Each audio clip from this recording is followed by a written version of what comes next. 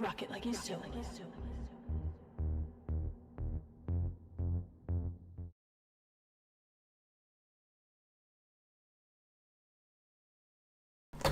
Morning, morning. There we go.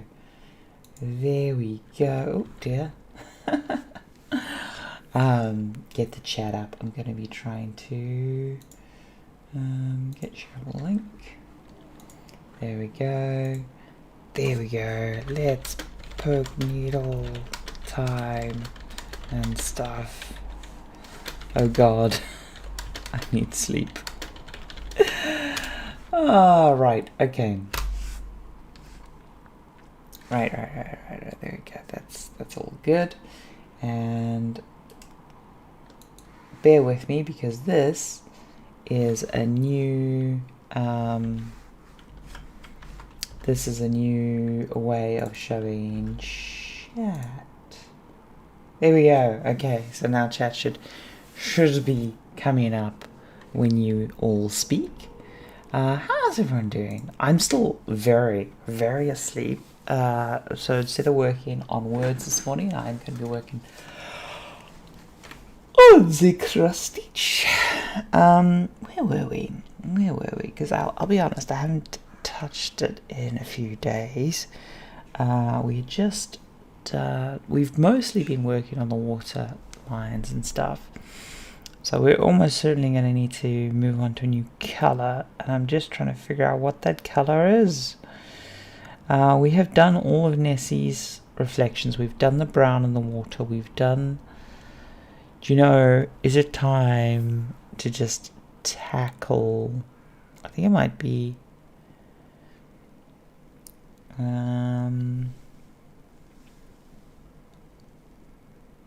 we could do something with the brown. One of the browns.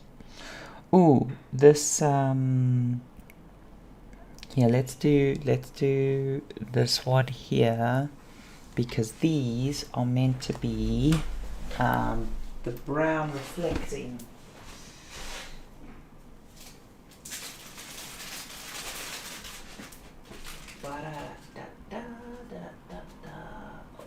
Go.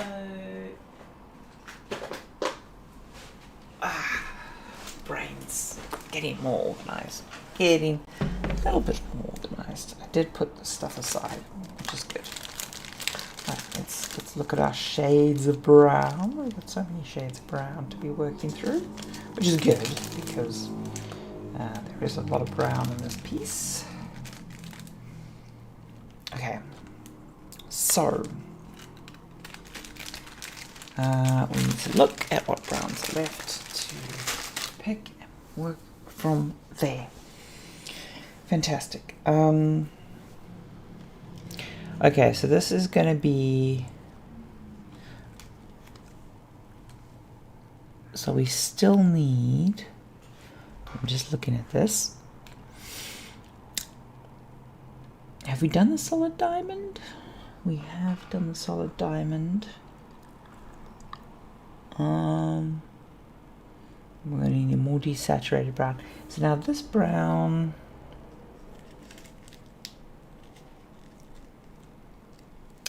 Do you know, I'm tempted to go for something in...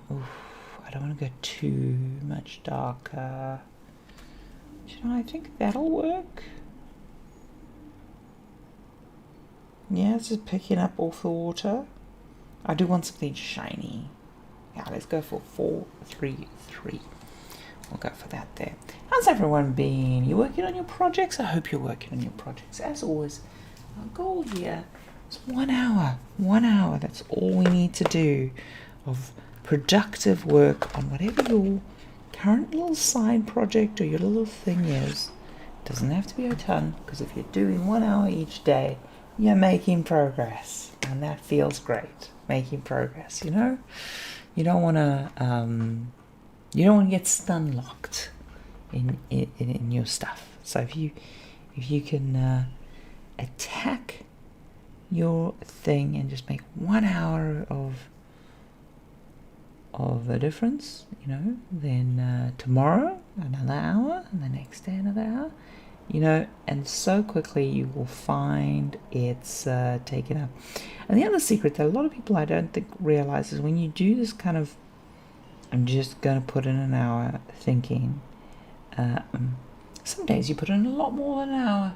Some days you make a ton of progress. But yeah, you need to at least get that hour in, you know. Okay, so looking at this, there is some mistakes were made. That's all I'm gonna say. Mistakes were made.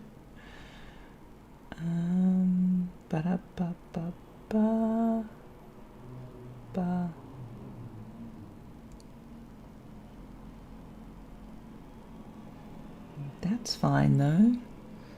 No one wants to be perfect. Perfection just has no flavor.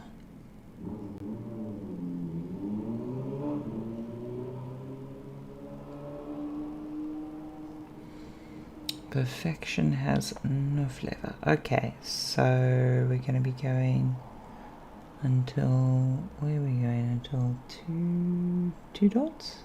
2 dots there. There we go. Did my improv class last night. Really enjoyed that. Really good fun. Fantastic bunch of peeps. Today's Thursday, so today I have a little bit of time before work because Thursday I do late meetings and stuff with work. Basically, because most of my colleagues are, well, all my colleagues except bar one are in America, a while back I was like, okay, we need a meeting day where I can just hang around late for meetings and stuff. And I just arbitrarily picked Thursday, which has ended up working really well. In the sense of like stuff I have planned through the week. I mean, it doesn't always work perfectly just because things happen. But it means that one day a week, I start my work basically at about lunchtime. And yeah, then I'm around for that. There we go. There's actually not that much of this color. And we're also going to be doing single stitch because again this is reflection on water, and then yeah, so I work until quite late. You know, I'll be honest, it's there's not much time after work on a Thursday, but the good news is it means I have time to finish up the editing and the posting of, well, to be honest, like I post the story on Thursday because I have Thursday mornings off, and so I know I have a bit of time. Oh, I'm waking up. It's good to be waking up. Man.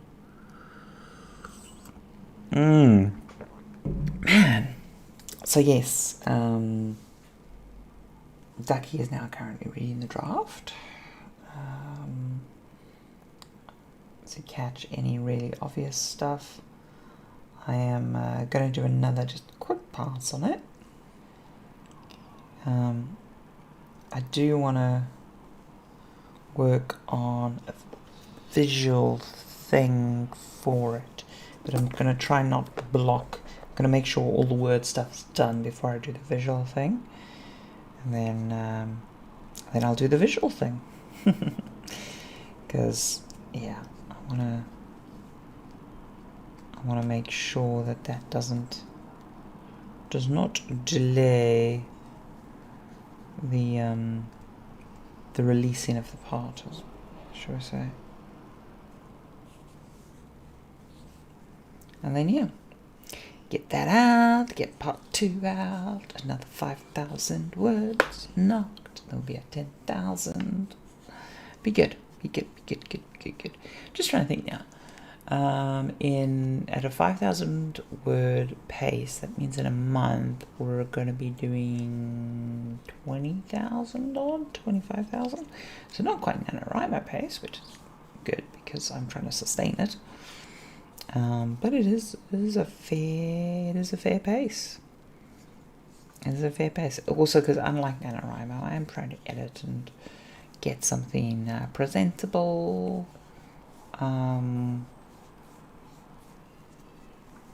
Yeah. Oh man, it's so fun to get the ideas flowing through that and stuff.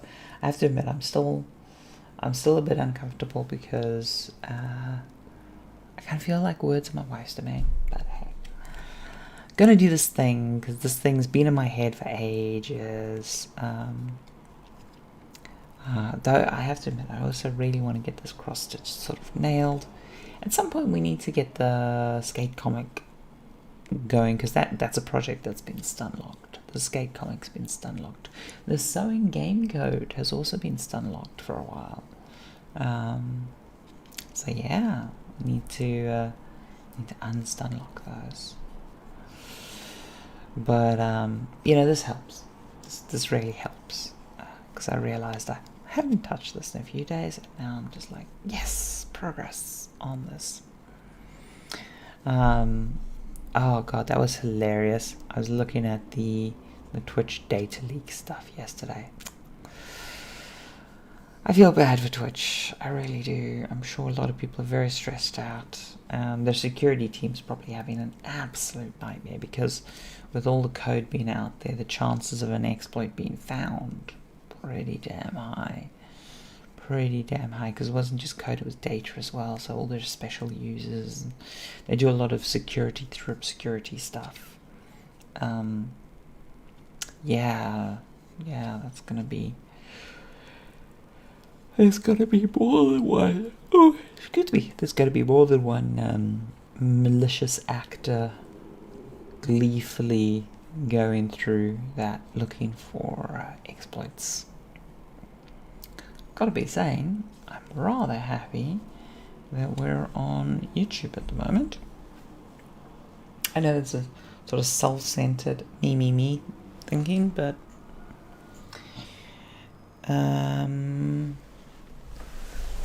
skizzes. Where did I put the skizzes? Oh, there they are. I'm not disorganized, you're disorganized. Skizzles. Don't.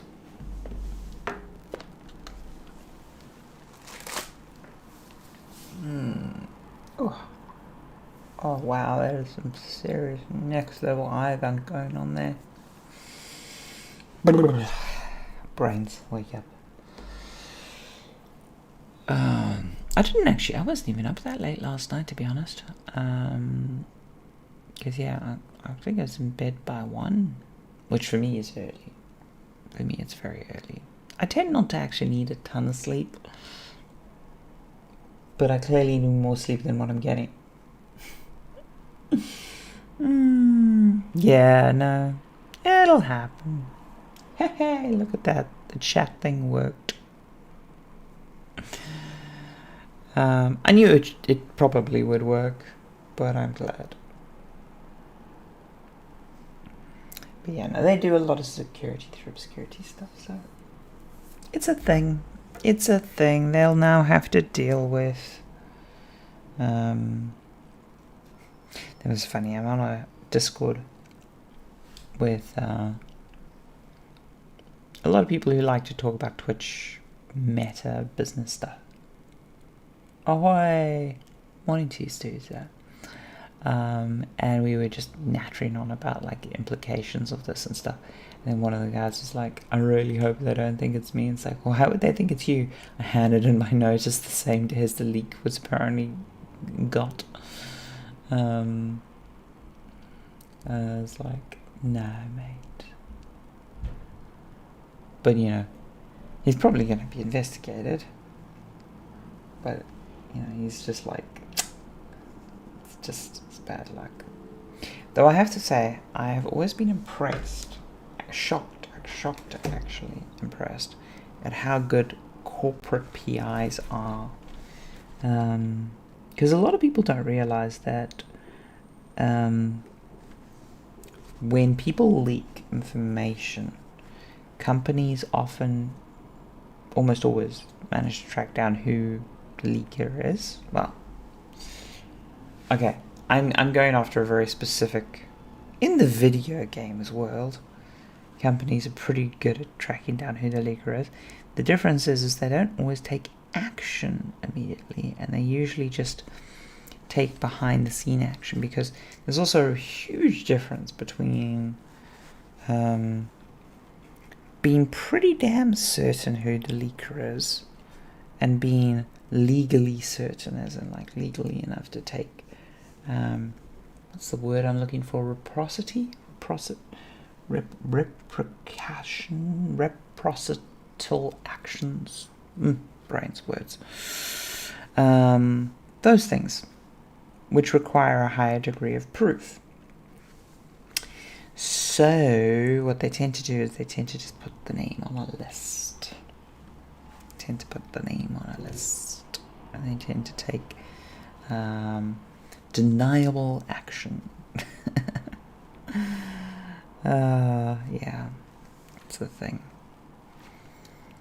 But yeah, because I think that's more of a, now that I say that stuff out loud, I think that's more of a video game thing.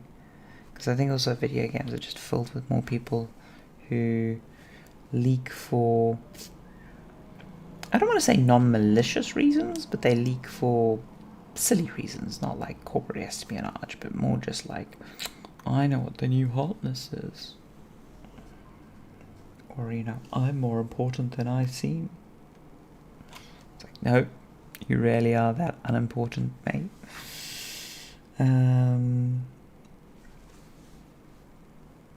Yeah. No, one more over. There we go. God, this is relaxing. Electronics whodunit. Electronical whodunit. It was Bilbo in the drawing room with the... See, I was going to say with the candlestick and go classic clue, but then immediately my brain was like, I need a video game reference. I can't think of a video game reference, because I'm a fake gamer, yo. Oh dear. Though I was seeing, someone was saying the new Far Cry is apparently good. I'm not a huge fan of Ubisoft games. They can be very similar to themselves. And once you've played an Ubisoft game, you've played an Ubisoft game. They can also be grindy. And I just don't like grindy games because I'm not, shall we say, overburdened with time. I mean, it's a difference. There is a difference if the game itself, the enjoyable part is the grind, which I know that sounds funny, but some games are like that. So, No Man's Sky, perfect example. But yeah, I generally prefer games which are completable in small chunks, or at least satisfying in small chunks. They don't demand a lot from me. I did not see the Vapor stuff. I did not. But yeah, apparently Far Cry, the new one, good. Apparently the writing's really solid, and people are saying very positive things. And so I'm like, do I pick up a Far Cry again? Because I always loved Far Cry 2. Though I wouldn't play Far Cry 2 now because I don't have the kind of time I did when I really enjoyed Far Cry. It was a game that required a lot to be enjoyed. It was a demanding game. It's one of the reasons I liked it, though, to be honest. I really like the whole... everything Clint Hawking has worked on, he has done some really fantastic work. It's always the thing. Follow people, not franchises.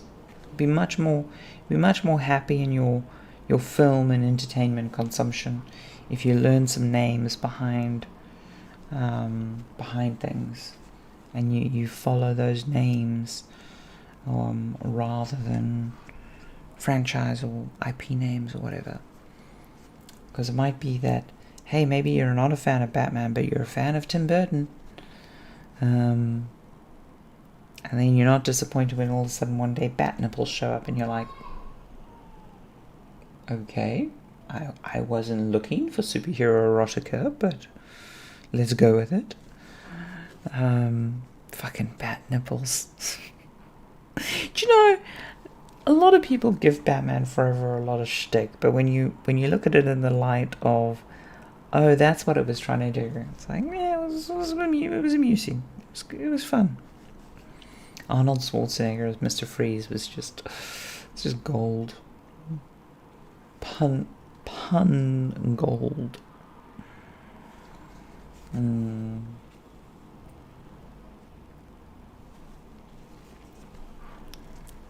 Yeah, one of my friends on Twitter was like, what do we call, what do we call the shared cinematic universe of folklore and everything? And it's like, because, everyone always talks about the MCU and stuff. One of the things people forget, I mean, it's slightly different because it's not canonical with a single thread of truth and such. But the concept of modern copyright is very, very new. Like the concept of a character themselves being owned by an individual, pretty new in the concept of human culture and timelines and such. So for most of human history, like, it would just be, you'd have not even just bards, but like full-on fucking authors who would just, playwrights, who would just be like, this is the new tale of Sammy Doop Bop Boop. It's like, they didn't invent Sammy Doop Bop Boop. There's already established canon and tales about them. This is just a new tale in that thing. They wouldn't need to seek permission or anything like that. And effectively, that's how our cultural MCU got built up for a lot of these characters. So we don't have a word for it. The best word we have is public domain.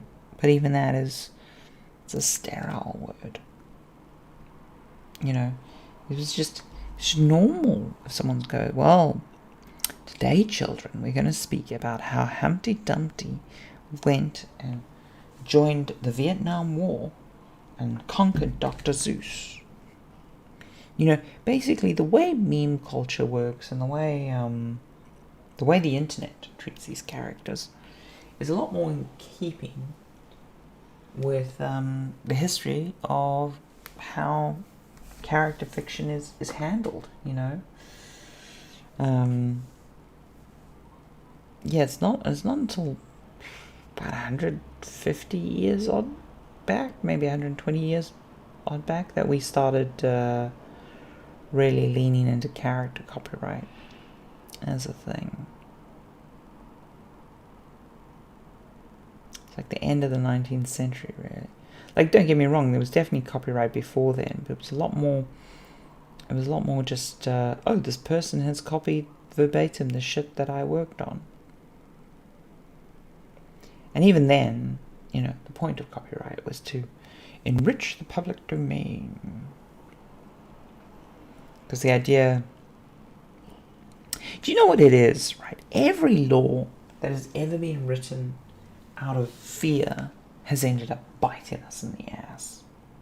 I mean, that's probably a hyperbolic statement that's way, way too over the top. But, like, the whole point of copyright was like, no one will want to write books and no one will want to publish fiction if people can just rip them off. And, it was a good idea.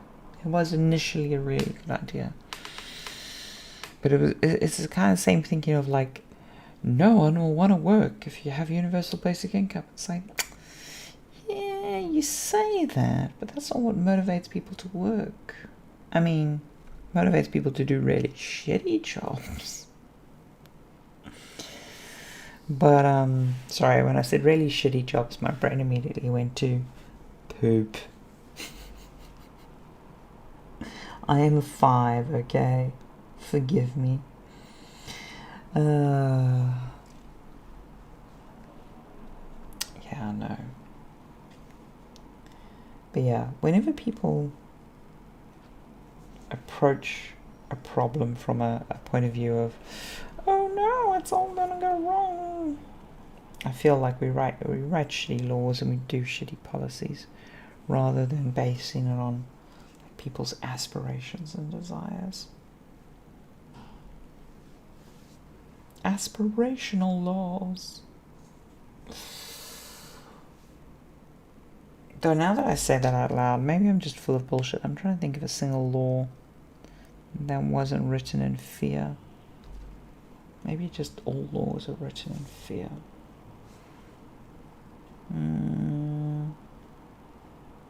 Yeah, no, because a lot of regulation is, oh shit, that person got their hand chopped off, we should totally regulate this thing.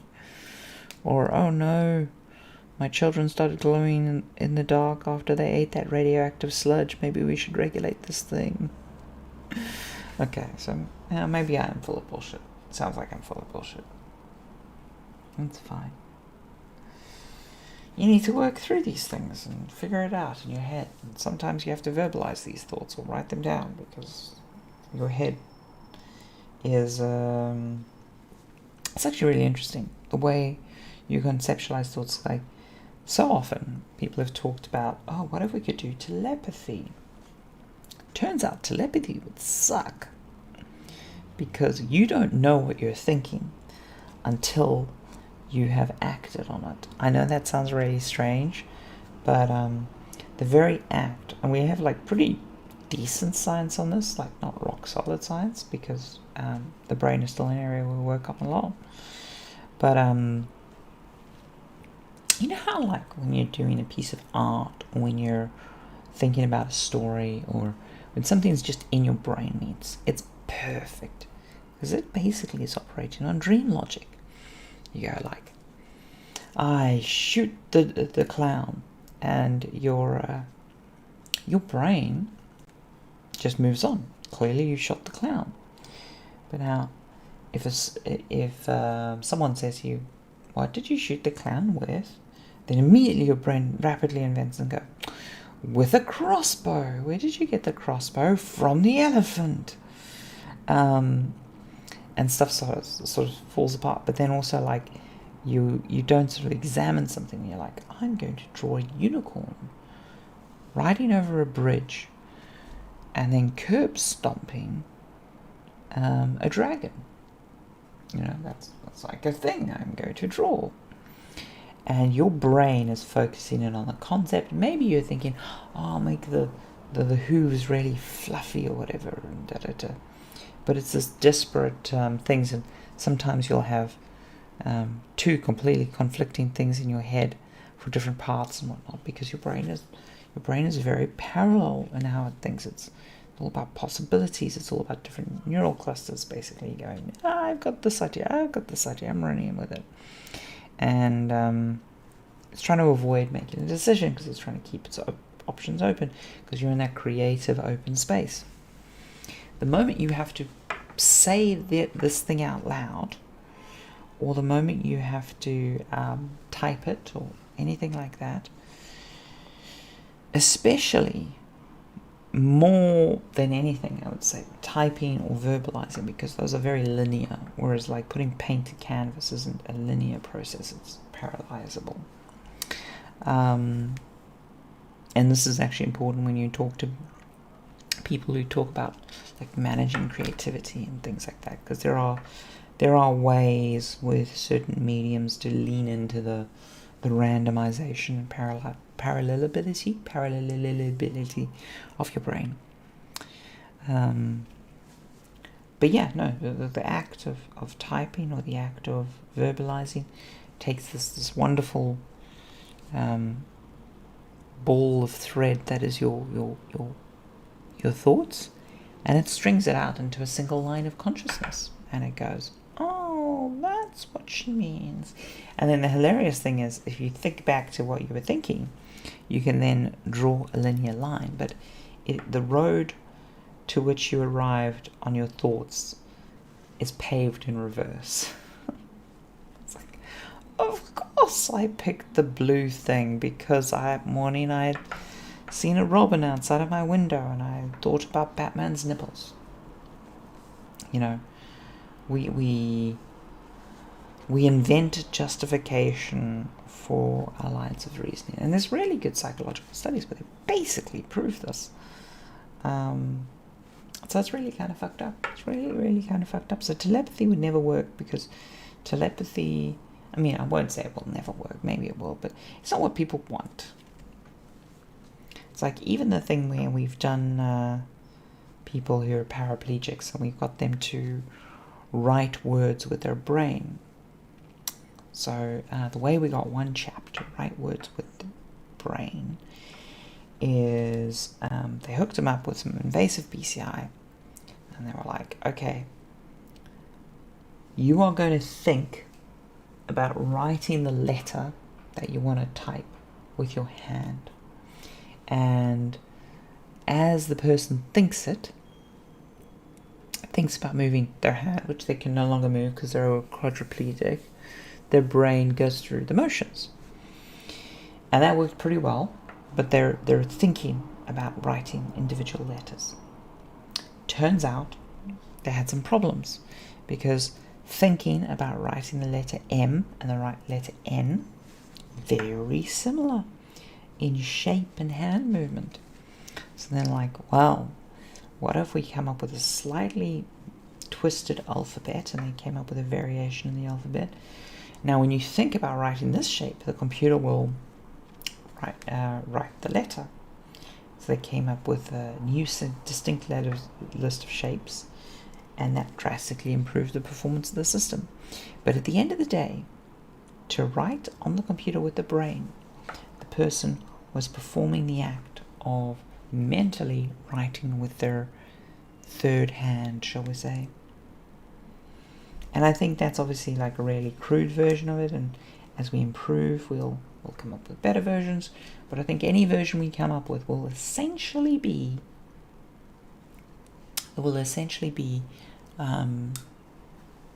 taking your paralyzed process and linearizing it, making it go smooth. God.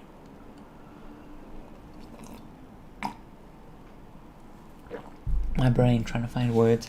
My brain going, words good, words fluffy. The illusion of free will. I wouldn't say it's an illusion. Free will is completely compatible with determinism. There's also a lot of really good science to show that it's important that you believe you have free will, even if provably you don't. We're pretty sure you have free will, though. It's just, free will is a complicated topic. My favorite, like, soapbox answer to the problem of determinism and free will. You and a friend go to lunch. You both look at the menu. Your friend knows exactly what you are going to order because your friend knows you really well. You still chose to order the burger. Your decision is not diminished by the fact that your friend knows you well. Would you want your friend not to know you well? It's a trite and simplistic example of free will and determinism's compatibility, but it's always been my go-to example of the compatibility of the two. So I think everyone can kind of associate with that thing of going to eat with a friend, knowing exactly what they're going to order. Doesn't mean they didn't choose to order that thing.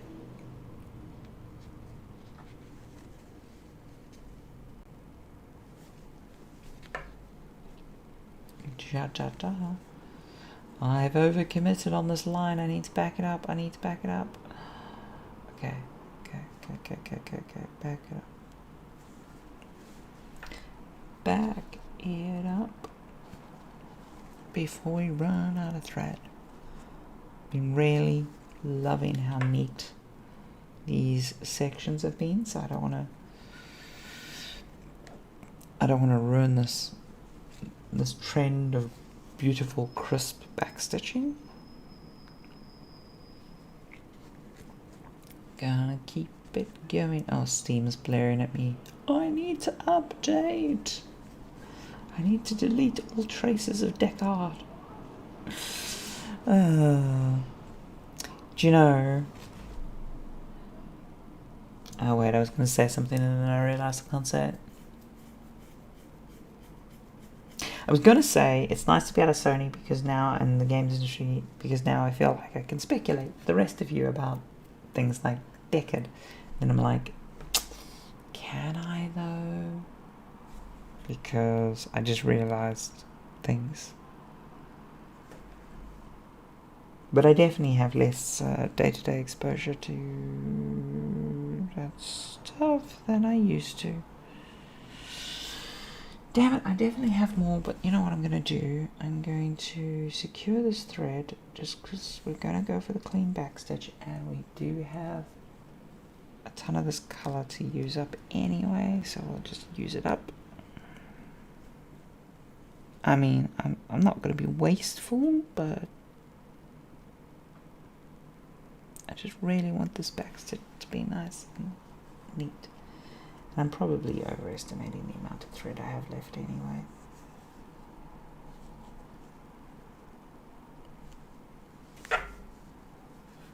Here we go. Ta-da! Shame. I didn't feel bad for Sadly It's Bradley, the VR YouTuber. I have very little time for VR YouTube. I think VR YouTube is filled with trash monkeys who know fuck all about the medium, and it really upsets me. Well,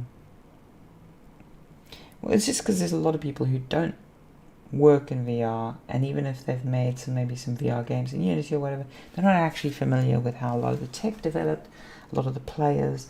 They're just bullshitting, and it pisses me off endlessly. However, I will say, Sadly It's Bradley, while not experienced in the industry, which does limit a lot of what he can actually do, because he doesn't know the players as well. You know, he doesn't know individuals, he doesn't know how this stuff works, blah blah blah. He is, however, I think one of the best VR YouTubers I have seen who is not directly involved in the industry. Because like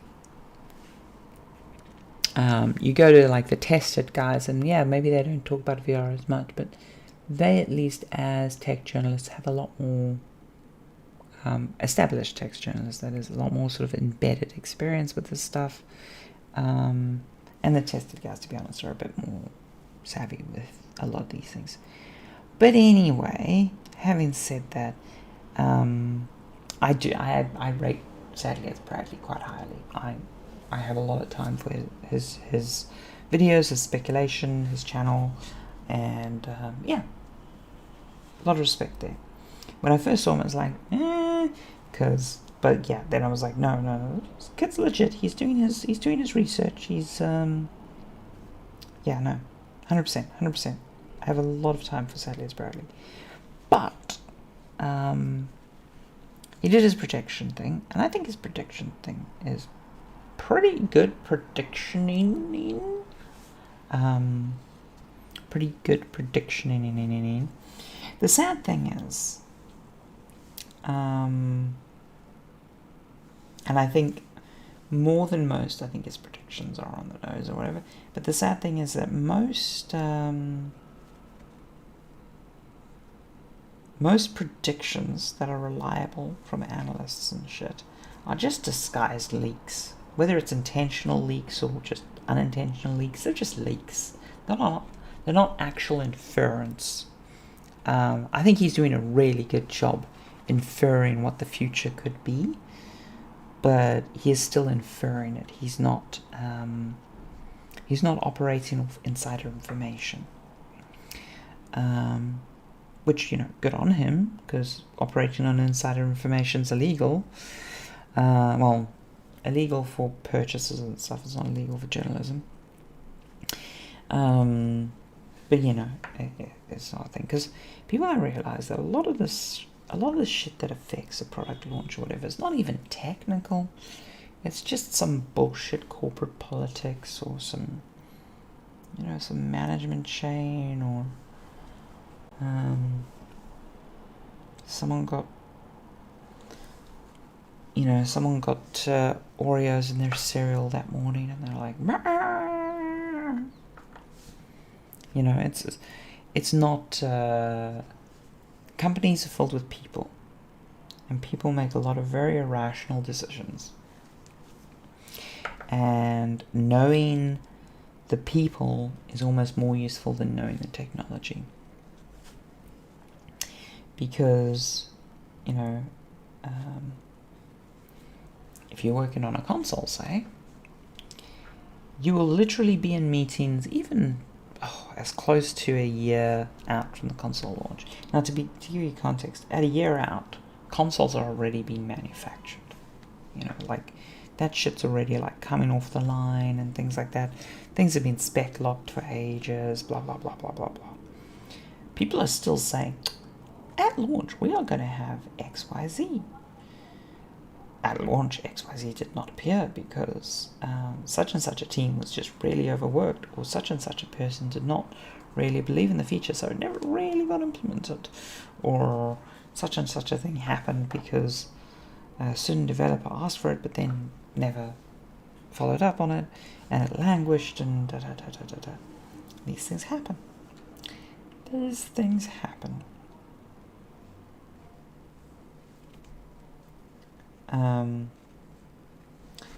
So as I say, people make a lot of decisions. I had a vivid dream.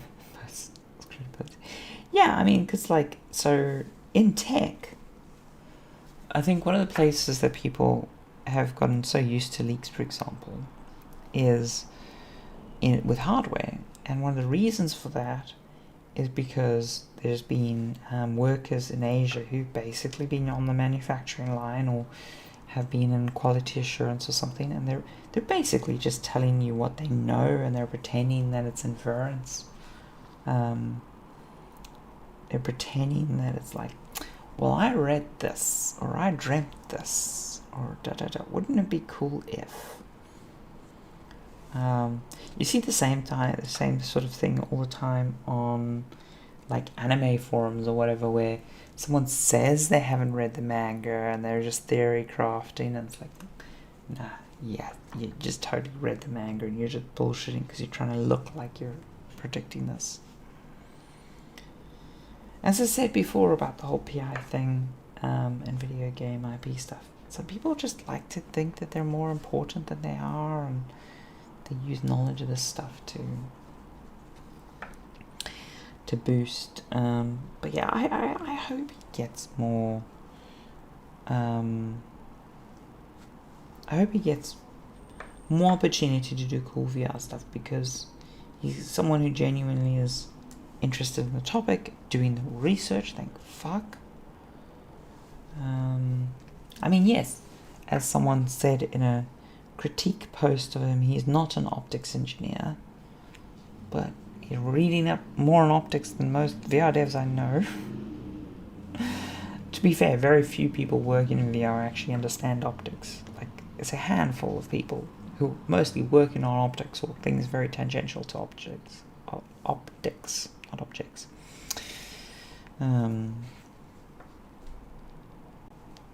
There's very few graphics programmers who are thinking about the lens matrices and accommodating for things like chromatic distortion and things like that. It's a small group of people. There's probably a larger group of people who are familiar with the terms, myself included. Okay. I was going to say, but I don't know how, and I'm like, yeah, I'm not very good at a lot of the underlying stuff. I know the theory behind a lot of it, but I wouldn't trust myself to implement a ton of it. I know enough of it to talk through the options in regards to a hardware level, which is probably more than most, and the trade-offs and things like that. But yeah, I wouldn't trust myself to do any of the actual work on that.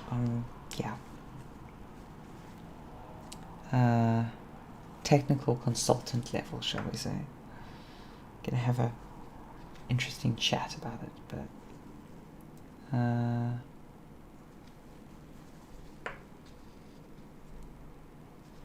yeah. Wifey is messaging me with stuff. Excited to go peek through that. Okay, there we go. I'm gonna jump all the way over here because then I can pull this stitch in and control it. There we go.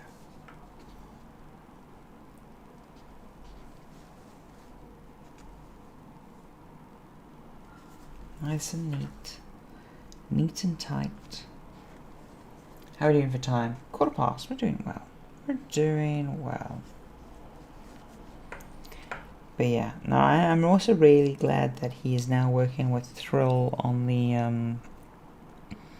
VR thing, because I mean I would definitely put Thrill more on the VR entertainment than VR journalism bucket. But very few journalists are pure journalists these days. Most journalists are entertainment journalists. And to be clear, like, one of my favorite journalists of all time is entirely an entertainment journalist. The whole gonzo journalism thing from Hunter S. Thompson stuff. I encourage you. I know a lot of people just meme on Thompson because things. But I encourage you to read his work if you've only ever seen adaptations of his work. It's if you like the written word, it is a thing of beauty. But it also really captures sense memory really, really well. But it doesn't pretend that it's doing anything else.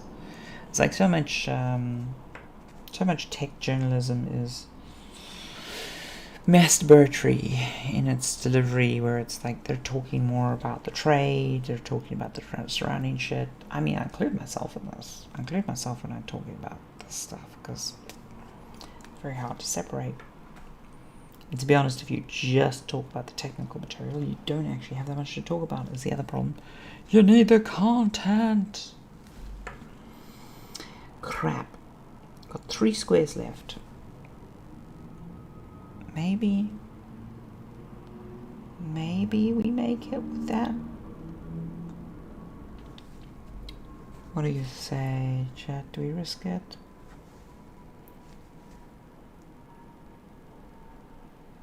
Risk it. There we go.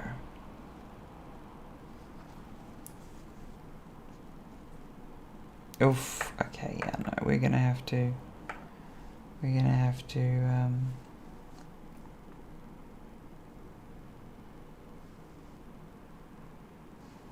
Okay, let's unpick that. That's not going to end well. It's going to ruin our backstitch. We overextended ourselves. Admit it. We reached for the stars. Yeah, we're going to have to finish this up with one more thread there. We reached for the stars, and they burnt us. It's like, everyone's like, shoot for the stars, and maybe you'll get to the moon. I'm like, you clearly don't know anything about orbital dynamics.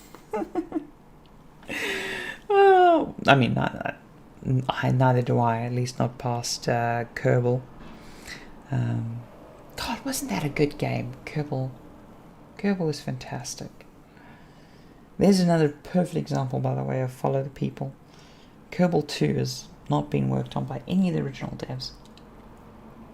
It's been worked entirely by fans and enthusiasts from the community and a few hired guns, and then the person who now owns the IP. Doesn't mean I won't give it a go, but it is sad. And Kerbal 2 is basically a what if we did this with more money thing. It's kind of the same reason why I think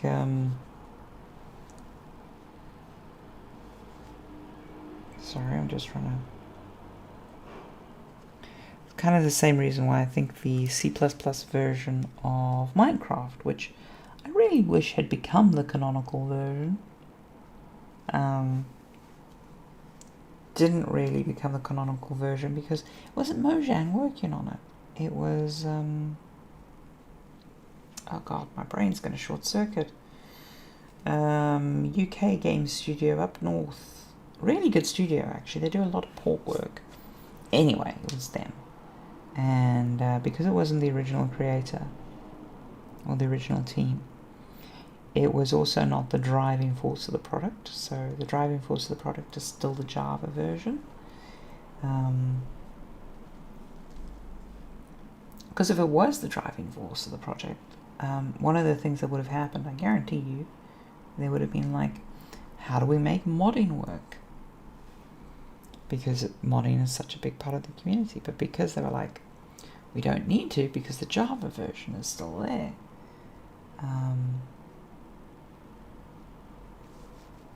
Yeah, just never really became that. But also, like, because the Java version leads the way with new features, oh dear, leads the way with new features, and the C++ version follows up after and implements them. It's like, well, I want to play on the Java version because I want whatever the new excuse me, hotness is. So yeah, sad. That's what I mean. Tech is all about people and process. It's not necessarily about technology. Because there's no reason why the C++ version couldn't have become the lead version. You know, it's a good idea to re-engineer your engine at some point and move on and do good stuff. And It's not necessarily a bad thing. Not necessarily a bad thing at all. Though it is kind of stunning how well Minecraft's doing after all these years. The fact that it's now just become a staple of culture. You know?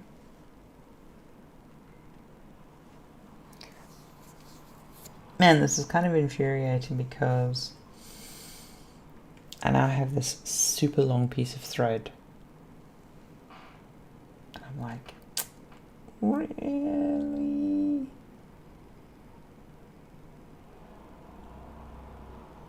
Yeah, that's where we are. Oh well, let's just secure the thread, cut it off, put it on our wasteboard. Scraps board, not waste, scraps.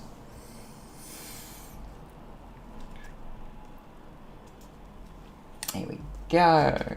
I think I'll start marking off another colour, but I don't think we'll start stitching another colour because we only got a few minutes thing.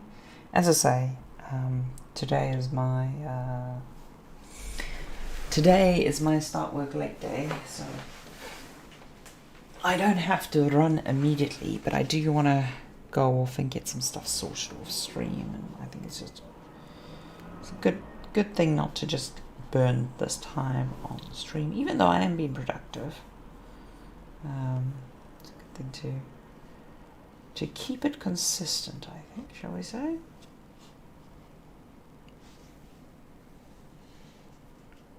But I don't mind running a little bit long, especially on a Thursday, because it's more tractable in my schedule, shall we say. There's more wiggle room. Yeah. Okay. So that.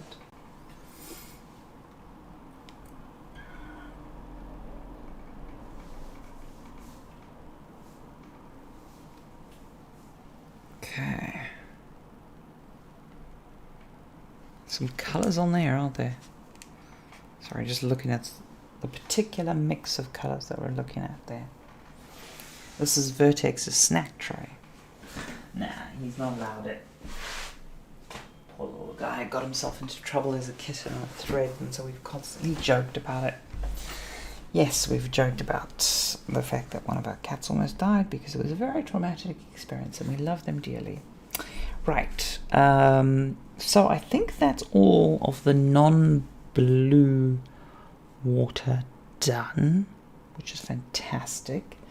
So I think the next obvious motion, looking at anything here, is to either go onto... I'd say the triangles would probably be the next candidate. The triangles are going to be a lot though. Let's start marking up triangles. So these are the solid black triangles. So it starts there and it goes to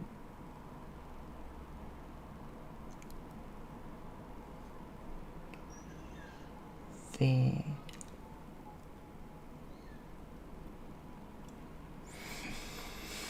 Mistakes have been made.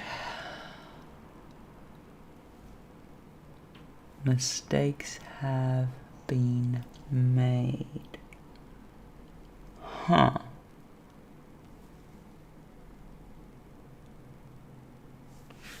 We knew this. We knew this.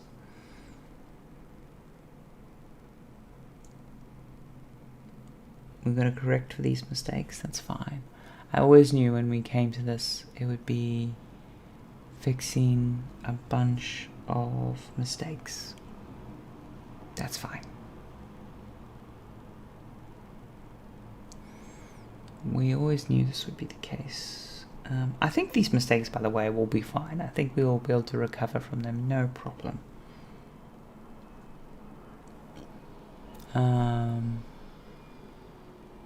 But we've just got to be a little bit clever in how we recover from them.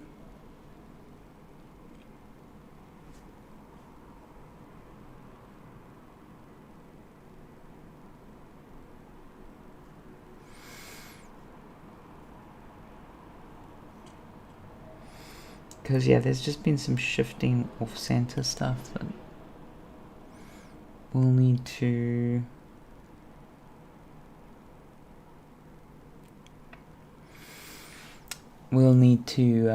figure out.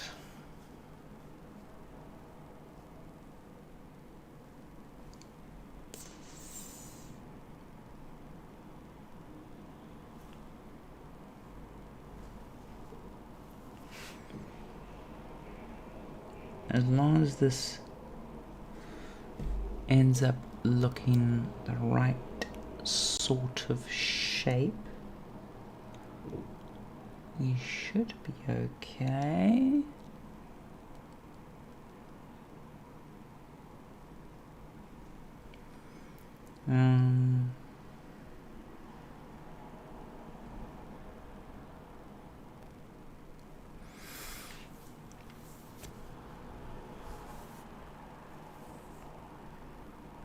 Oof.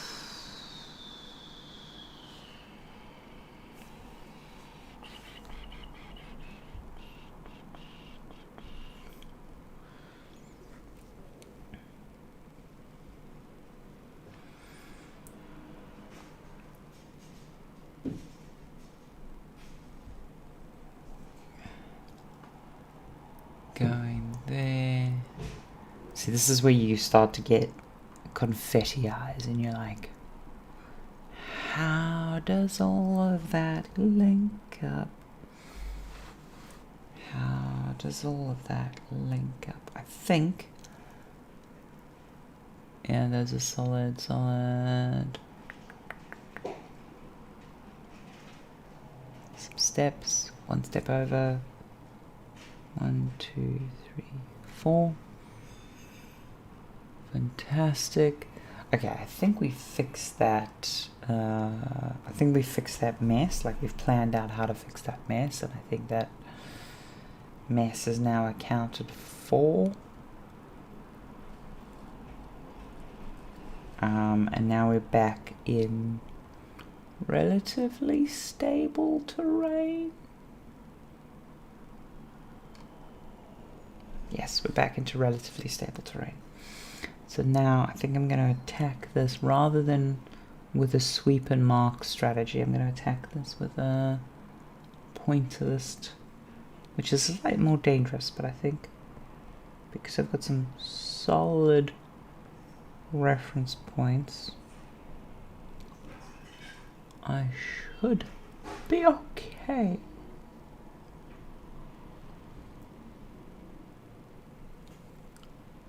There we go, and then this line goes from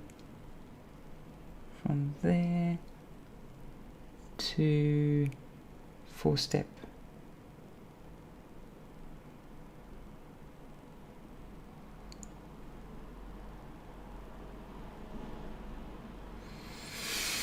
Oh, there is a mismatch there. Should be okay.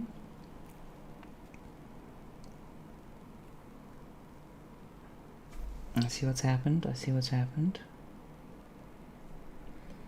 I've learned a lot actually doing this cross stitch. I don't think, as I say, I want to go on to embroidery after this. I don't think I'll do another big cross stitch after this, because even though I've learned a lot, I don't think there's enough that I didn't learn that it would be entertaining to immediately go on to another cross stitch. I think I want to move on to the embroidery and stuff and learn some new techniques. But definitely stuff that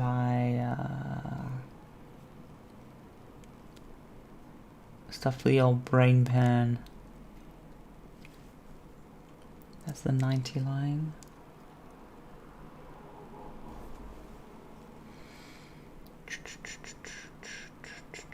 There we go. There we go. There. And there's definitely some stuff I will be carrying over across to embroidery, which frankly I don't see any embroidery tutorials and stuff talk about, because I think their brains work slightly different to mine, which is totally fine. That's the 90 line, don't lose it. Like how they mark stuff up and how they work on stuff. There's definitely like processes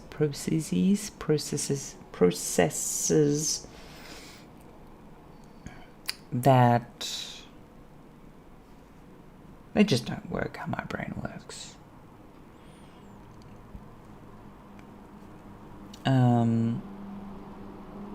Okay, I think I'm gonna... No, I really should mark this all out. Before I move on from it. Let's go all the way to the extreme edge here. Work back from here. We're missing the ticks. Right, we're missing the ticks. That makes sense. Down. 1, 2, 3, 4.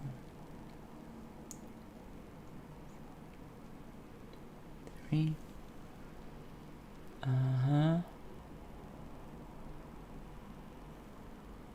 Move into this square.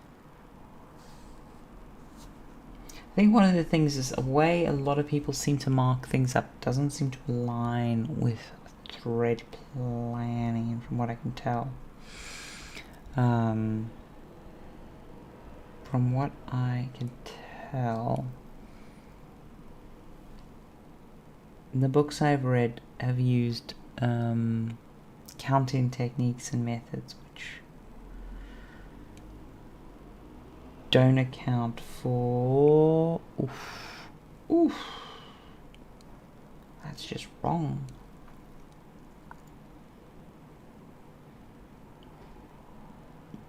Bollocks. When you find a mistake past you made and you're like, curse you past me, I'm gonna make your mistake better. But I did not expect to be challenged.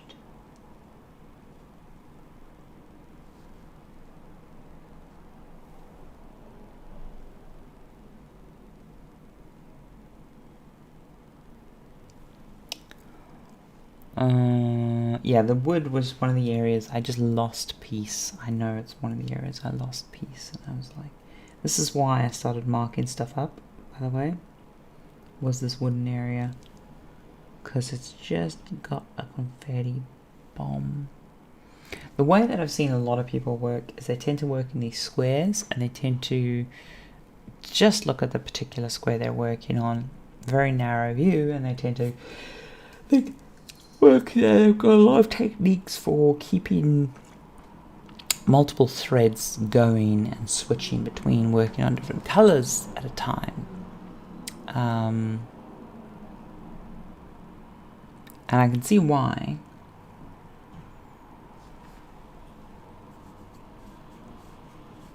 But it's not how I like to work. I can see it's not how I like to work.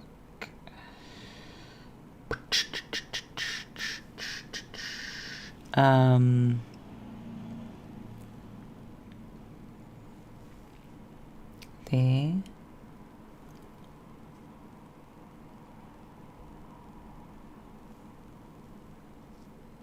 Yes.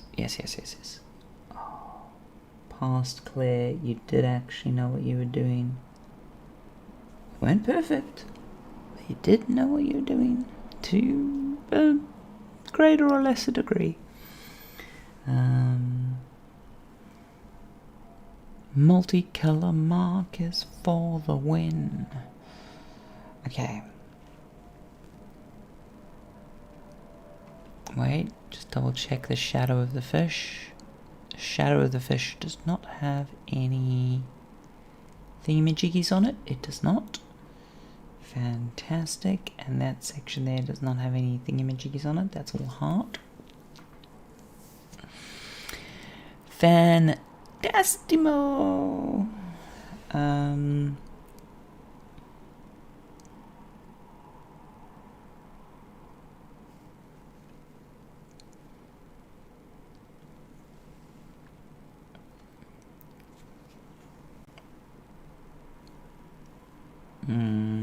Where's the line? There's the line.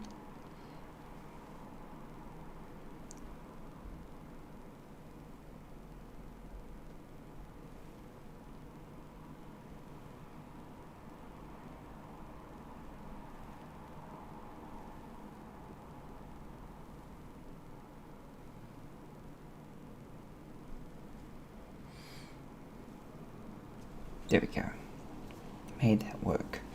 Made that work. That's there. 3 spot, and this color of thread, I'm going to use so much of it. I'm just like, oh my word, this color is going to be going to town.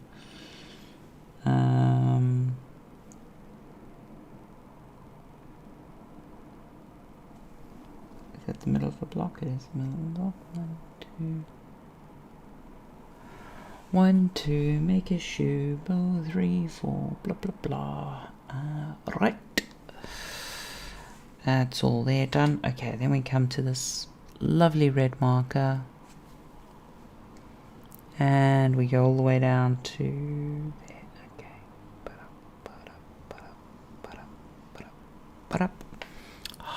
I love a simple demarcation like that. It is clean. It is very, very clean. And then so that just mirrors that line. Oh. See, when stuff works out, stuff works out. This is what happens when you don't have a drunken sailor running around with a needle going, I'm gonna poke your eye out.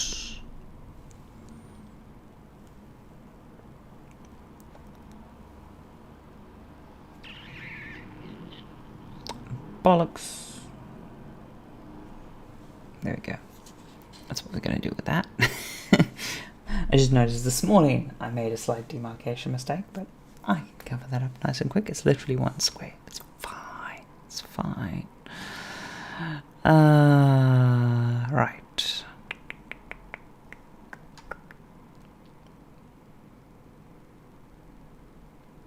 Going across to here. Okay, no triangles there.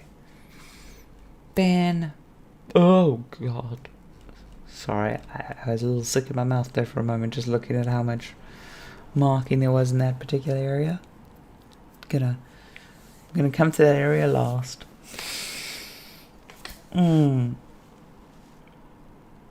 Right. Mark. Steve, Dave, Winston, Rogers, Pillow. There we go.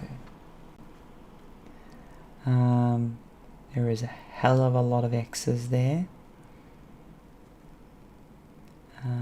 But nothing up until that line. Move to that line.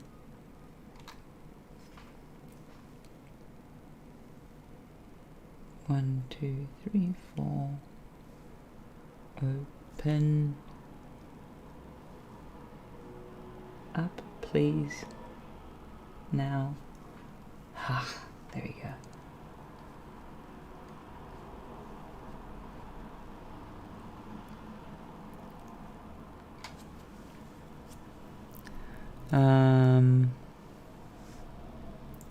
Five, 6, 7, 8. Yes. Who are we going to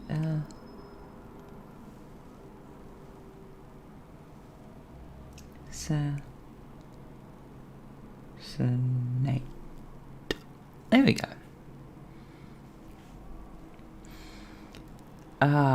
Working with murder hobos is so much fun. My brain's just thinking back to some D&D games I ran, and one D&D game in particular where the bard would make murder hobo music because they enjoyed it a little too much. Didn't want to inform the therapist. What am I, a narc? Let the bodies hit the floor. Ba-da-ba-ba. Now it's all fine. Expression, self-play, safe environment, yada yada yada. Da-da-da-da.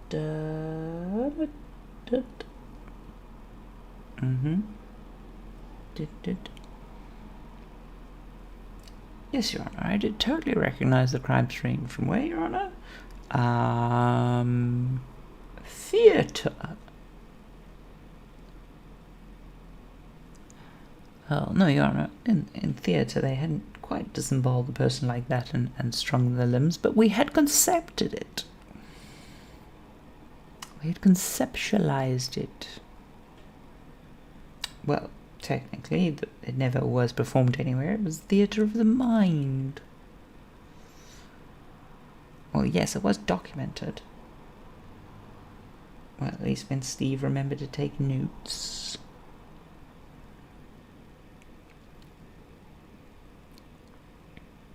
And I'm completely lost. There we go. We're going to move ourselves over to here because my frame of reference is just totally fried.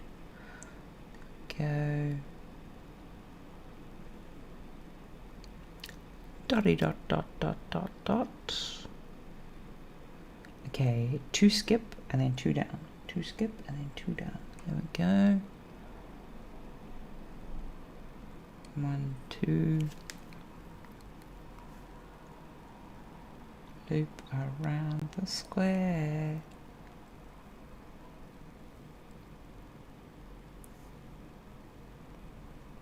2 dot. 1 dot.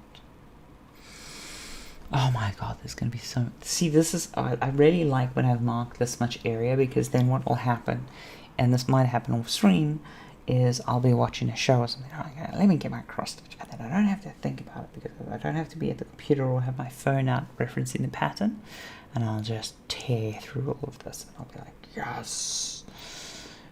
progress.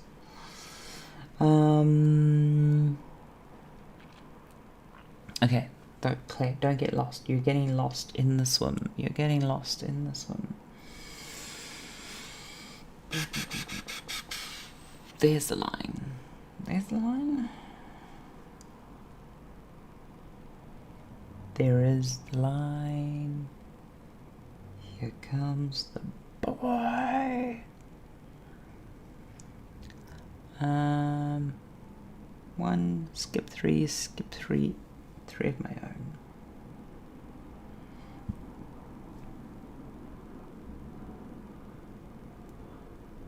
There we go. And we're going... Are we going up? Have we done the ticks? We've done the ticks, haven't we?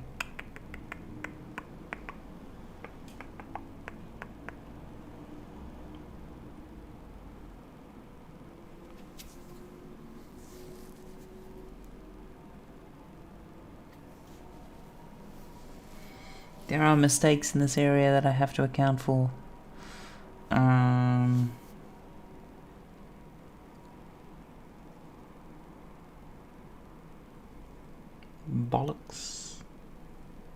Bollocks to all that. It's very easy with all of this brown to get lost in the swim. That's why I'm allowing myself to sort of move around and make sure I'm 100% certain of my bearings. Because if I'm not, I'm just going to make this worse.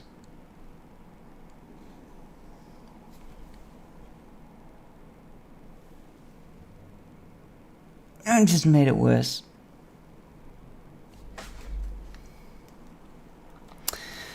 I can fix this. I can fix this. There you go. Hopefully future me remembers that. Hopefully future... Hey Dizzles, you actually caught me right at the end of the stream. I'm literally just marking stuff up before I think. But hey, 8:30 every morning my time should be convenient for you because Australia late. It's good to see you though. It's good to see you. Just marking up the next colour and making mistakes while doing it. Making mistakes while doing it. Title of your sex tape. Ba-da.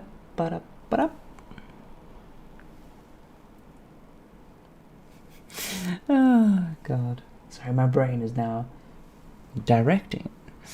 Like, yes, we totally need to purchase this location for a legitimate film shoot. I know it's an old concept, and I know it has actually been done by people, and it does exist out there. But the whole idea of shooting porn without the porn, you know, just the terrible storylines of porn, is one that tickles my fancy. Because porn has such awful storylines sometimes, but also such joyous storylines. It's a wonderfully naive world.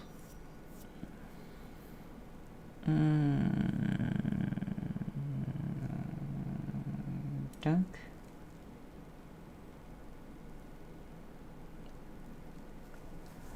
Sorry, tracking, dunk. Oh, there's gonna be so much confetti to fix.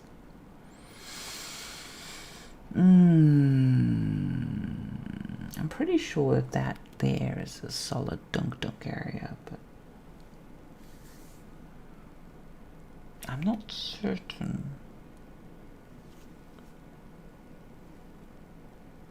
See there?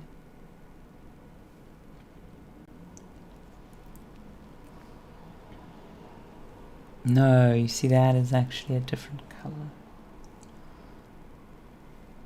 And I'm swimming in between these two seas of brown, and I think I got it all. Pretty sure I got it all. Oh, wait, no, hold on.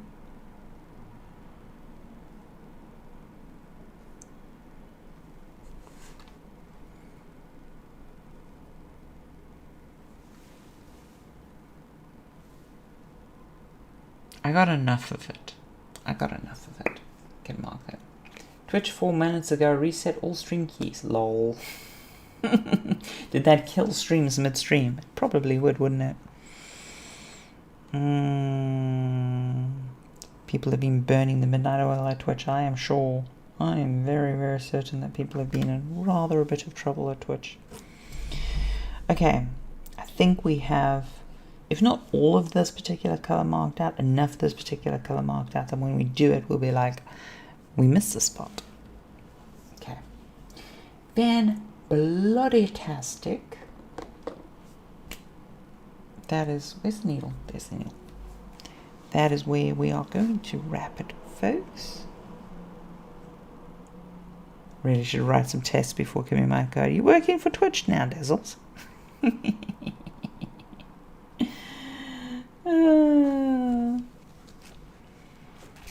Okay.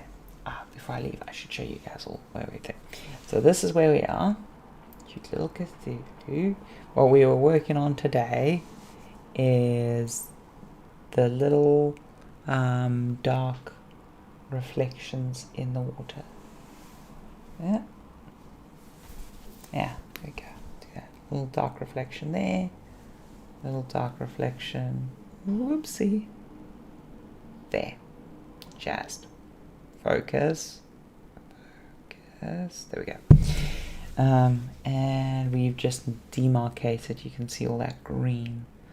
All the green dots there. All that green dots. Lots of green dots. And yeah, I'm really chuffed, especially with the reflection, how clean our back stitch has been there.